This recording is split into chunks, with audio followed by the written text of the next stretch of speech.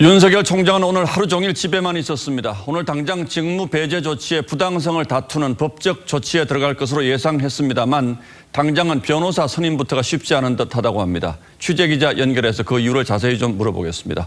자, 장윤정 기자. 네, 대검찰청입니다.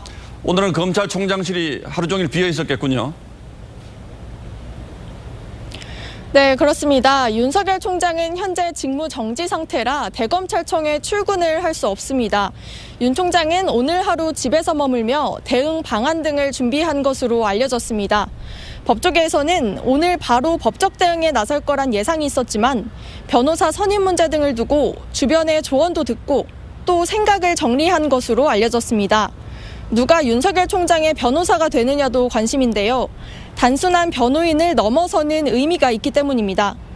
윤 총장 주변에서는 검사 출신보다는 판사 출신 변호사를 선임할 가능성이 높은 것으로 보고 있습니다. 자, 그런데 법적 대응도 여러 종류가 있지 않습니까? 당장 뭐부터 시작할까요? 네, 윤 총장은 이르면 내일 변호사를 선임해 직무 정지 처분에 대한 취소 소송을 제기할 것으로 보입니다. 이 소송은 판결까지 오랜 시간이 걸리는 만큼 당장 효력을 중단시킬 수 있는 집행정지 신청도 함께 할 것으로 보입니다. 행정법원이 이를 받아들이면 윤 총장은 다시 총장 업무에 복귀할 수 있지만 결과는 아직 단정할 수 없습니다. 다음 주 징계가 강행될 경우 징계에 대한 법적 대응도 불가피할 것으로 보입니다.